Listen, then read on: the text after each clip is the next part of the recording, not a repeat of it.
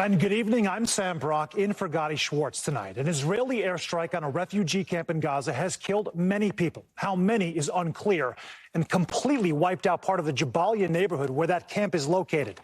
Now, the Israeli military says today's strikes hit Hamas militants, including a commander who the IDF claims helped to stage the October 7th slaughter that killed some 1,400 Israelis. But Hamas fighters say none of its leadership was in Jabalia at the time of the strike. You're looking at images of it right now. NBC News has yet to independently verify the commander's death, while the Hamas-run Gaza Health Ministry, along with the director of a nearby hospital, says the strikes killed hundreds.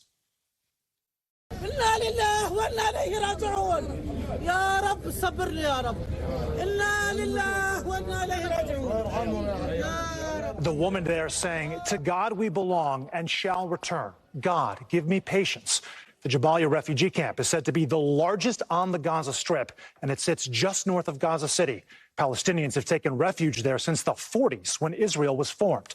While Israeli forces continue to pound Gaza from the air, they are also right now simultaneously pushing deeper into the enclave with a ground assault, where hundreds of Israeli military vehicles are moving closer to Gaza City. More than 8,500 people have been killed in Gaza, many of them children. That is according to the health ministry there. There is also a report tonight that for the first time, the Rafah crossing between Gaza and Egypt may open tomorrow for a number of wounded civilians to leave. We'll have more on that topic in just a moment. But right now, let's bring in NBC's Ellison Barber, who is on the ground from the Israel-Gaza border.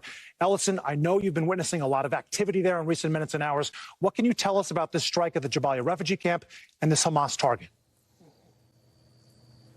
Yeah, so this strike happened a little over 7 hours ago, but we're still collecting information to try to get a sense of the total toll this may have had on the civilian population in that area. So there were large numbers of explosions in this refugee site. There's video that teams on the ground, people have sent our teams outside of Gaza, just tons of video coming in showing people desperately searching through the rubble, trying to find survivors, pulling out bodies, wrapping them in blankets and lining them up. We have heard from a number of doctors at hospitals in northern Gaza. The most recent information we had was from the director of the Indonesian hospital. He said that he believes at least 50 people died in this strike, and there are about 400 that are dead and injured in all. But those numbers, they can change as we are getting more information here. This is what Israel is saying right now. They say that they did carry out airstrikes on this area, on Jabalia refugee area. They say that they were targeting a Hamas commander by the name of Ibrahim Biari and also a number of other Hamas militants. They'd said at one point that they thought they'd killed approximately 50 Hamas militants, as well as this Hamas commander, who they say was a key part in orchestrating the terror attacks on October 7th. And they also say he was a key figure leading Hamas's ground efforts inside of northern Gaza right now. They are claiming that at the time they carried out these strikes, Ibrahim Biari was organizing and targeting and laying out different plans, directing militants in northern Gaza, and that's why they had to do that strike at that time. They say that Israeli fighter jets targeted Hamas's underground infrastructure, what Israel describes as terror tunnels that were underneath this area where a lot of civilians were. Israel says they are aware of reports that civilians may have died in this. They say they don't have any numbers that they consider to be legitimate or verifiable at this point, but they are saying that they were targeting Hamas militants, and that their fighter jets struck underground where those Hamas militants were operating out of, that the tunnels they were in, which they say they were hiding in, then collapsed, and they believe multiple buildings around it collapsed with it. But they are blaming Hamas for any deaths of civilians in this strike. They are saying that Hamas is the one that chose to operate underground and put their civilians at risk. But Sam, look, the reality of any war is that there are international laws that have to be followed, and they apply to all parties. They were ratified by 196 states in the Geneva Convention, and among those rules, it says that all warring parties are required to try and limit the toll on civilians, and they have an obligation to protect civilians. One thing we have heard the U.S. say, as Secretary of State Antony Blinken and others have come to Israel, is that Israel is supposed to be different than Hamas. Hamas, they say, is a terrorist organization. Israel is a democracy. So while allies like the United States have been adamant in saying they think Israel has a right to defend itself after the terror attacks on October 7th.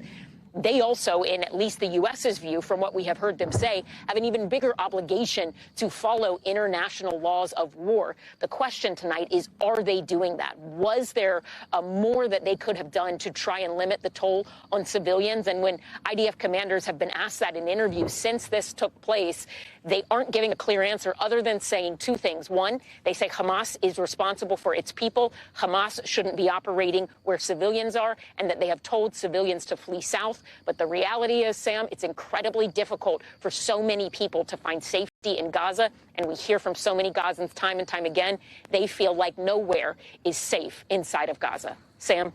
And just looking at those images, Allison, the brutality of the circumstances is obvious. There's just this cavernous hole that we've been seeing, buildings that are collapsed. I do want to play for you some sound from Prime Minister Netanyahu yesterday before today's events. He talked about civilian deaths. Take a listen. Not a single civilian has to die. But Hamas is preventing them from leaving, keeping them in the areas of conflict. So I think that you should direct your questions to Hamas. But I can tell you one thing. We're going out of our way to prevent civilian casualties. And Ellison, you did a very eloquent job of lining out the different arguments right now about whether or not it appears that the IDF says that Hamas was not just there, but sort of embedded in this space. But of course, the Israeli government knowing that still there could be civilian lives at risk here. So how does this balance get struck? Or is that really the great open-ended question right now? Yeah, I think that's the question we're seeing the world ask, right? I mean, at one point in one of the interviews I saw tonight, either on BBC or CNN, an IDF spokesperson was pressed on this idea of saying, OK, but you knew there were civilians, a lot of civilians still in Jabalia. And the rebuttal from the IDF spokesperson again and again was just that is Hamas's fault if civilians were injured there, that Hamas shouldn't be working and operating in areas where civilians are, and that Israel has repeatedly told civilians to head south. But another bit of this that is very true and is a question, I think, probably also to Israel as well as the international community, Egypt and beyond, is that there has been no option, no opportunity for civilians to leave Gaza, even if they wanted to. A UN humanitarian coordinator for Gaza had pointed that out a few days ago and said basically an advanced warning for a military action does no good for people if they don't have anywhere to go, if they don't feel like the roads to get to these tiny pockets of humanitarian corridors are going to be safe, and also if they have no guarantees that they can come home. They're being given an impossible choice, and people aren't sure they're going to be safe because that humanitarian area in the south, too, that the IDF talks a lot about, Al-Mawasi is the city near the ocean that they say is a humanitarian corridor in the area of Khan Yunis. That has been that area, Khan Yunis. We have seen strikes on residential areas many times, most recently this past weekend where a residential building collapsed. So a lot of Gazans are looking at all of this and saying, what do you mean there's a safe place for us to go to? The south isn't safe, and getting there anyway, that's not safe to begin with either. You know we're here. Over 2.2 million people live inside of Gaza, and we are talking about an area that is about the size of Philadelphia. So where on earth do they go? The Rafah crossing, that's not open for refugees. In Ukraine, when I was covering that war, we quickly saw Poland and other countries open up their borders to allow people, civilians fleeing war, to come out. That has not happened here. Sam? In essence, that they're trapped. Ellison Barber with some critical reporting from the ground there at the border. Thank you so much, Ellison. And as she mentioned a second ago, the border now with Egypt, the Rafah border. Now to that border, where there is some hope tonight that it might be open. Not open just for aid, though, as we've seen already, but as soon as tomorrow for civilians injured in Gaza and desperately seeking medical treatment right now. NBC News correspondent Hala Garani joins us from Tel Aviv with much more. And Hala, let's start with that Rafah border crossing. What is the latest right now, to your knowledge, on getting it open? And if it does go open beyond just providing aid, what is the threshold for who is allowed to come into Egypt to seek medical aid? Well, we're hearing reports that perhaps wounded and injured Gazans and patients who are being treated in hospitals that are suffering from acute shortages of fuel might be let out, though that's not confirmed. We are seeing images at the Rafah border on the Egyptian side of ambulances lined up, as well as trucks waiting to go in. We know that every day a few dozen trucks have been allowed in with essential supplies, water, medicine, but no fuel. And that's been a big big issue for hospitals inside of the Gaza territory. Just one note here. We're hearing from the Secretary of State, Antony Blinken, who has tweeted in the last few minutes, I spoke with the Israeli President, Isaac Herzog, on efforts to safeguard U.S. citizens and bring hostages home. Of course, there are still very much negotiations ongoing. I've been speaking for the last few weeks to a Qatari source close to the talks, who's assured me every day that despite the increased Israeli military activity, that there are still discussions ongoing.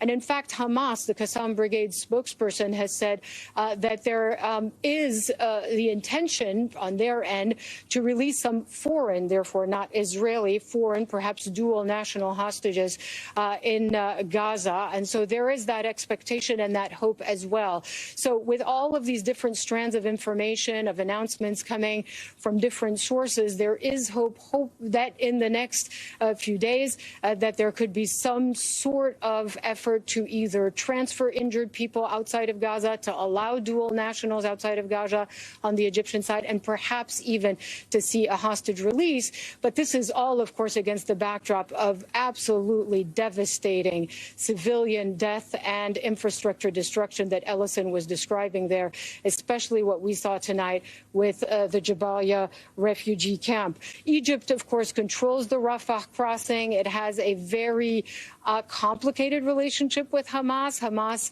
as many of our viewers know, is an offshoot of the Muslim Brotherhood that was created in the 1980s, and the regime, the government of Abdel Fattah al-Sisi and Hosni Mubarak before him have had very tense, adversarial, in some cases, historic relationships with the Muslim Brotherhood. Why would Egypt not want, for instance, to accept millions, hundreds of thousands of refugees from Gaza? Because the view of Egypt is, look, the Gazan problem is not an Egyptian problem. This is for Israel to solve. Historically, when Palestinians have been driven from their homes, they have not been allowed to return. And this is one of the reasons why Egypt is not ready to accept large numbers of Gazans to come out of the Gaza Strip and establish any kind of foothold in the Sinai on the Egyptian side of the border.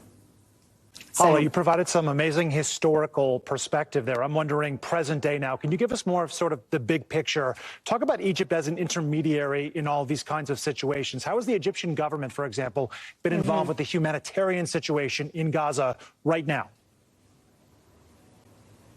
Well, right now, it, of course, as I mentioned, there is in charge of the Rafah border crossing. It is, along with Qatar, it's important to note, one of the negotiating partners in the talks to release these hostages. And it was in this, there were a couple of hostages that were released after the first two, that mother and daughter pair, that Egypt was very much involved in negotiating.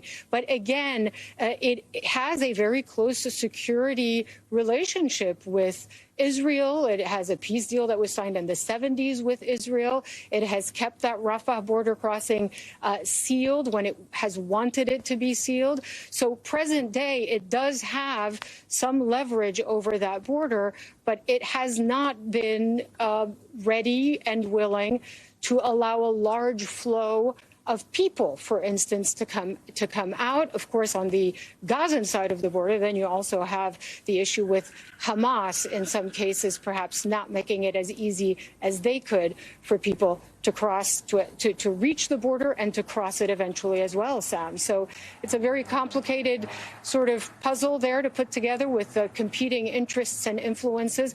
But Egypt certainly has a lot of power on that side of the border and on the Rafah border crossing itself. Back to you. They sure do. A deeply complicated dynamic there. Hala Garani for us from Tel Aviv. Thank you so much and stay safe, Hala. An Iranian-backed group in Yemen has claimed to have fired a number of missiles at Israeli targets today. Now, the Israeli military says at least one of those missiles was intercepted by its air defense system. Spokesperson for that Iranian-backed group posted on X that they will, quote, continue to carry out missile and drone attacks until Israel ends its attacks on Gaza. NBC's Courtney Cuby, who covers national security for us, has the very latest. Sam, earlier today, militants in Yemen, believed to be Houthi rebels, fired a medium-range missile from Yemen towards Israel, according to 2 U.S. officials. Now, the Israeli Defense Forces confirmed that they shot down a surface-to-surface missile with their Arrow defense system. Now, that's a missile defense system that they actually have not used in several years. They did confirm earlier today, though, in fact, they used it to shoot down this missile. Now, this, according to these U.S. officials, the missile had a range of 2,000 kilometers or more. Now, viewers may remember that just last week, a number of land attack cruise missiles, also with a similar range, were also fired from northern Yemen towards Israel. In that case, a U.S. Navy ship that was in the northern Red Sea actually intercepted at least 4 of those missiles, shooting them down. The U.S. Navy ship, the USS Cranny, also took down a number of drones, also believed to have been fired by the Houthis towards Israel. Now, the U.S. officials said that at no time was the Cranny or any other U.S. Navy ships in the region, at no time were they under any kind of a threat from this missile. It also flew over Saudi Arabia at certain times, and there is a U.S. military presence in Saudi Arabia. The officials saying that, in fact, the U.S. was not at threat. The U.S. personnel on the ground were not under any threat during the transiting of this missile. But the real concern here, according to these officials, is the fact that the Houthis do seem to have more range than was previously known, if in fact they can fire a missile all the way from Yemen to Israel. In addition to that, it's the fact that they are seem to be trying to hit Israel. Most of the time, the attacks that we have seen from them historically over the last several years have really focused more on Saudi Arabia in the past. Sam? A lot to process there, Courtney.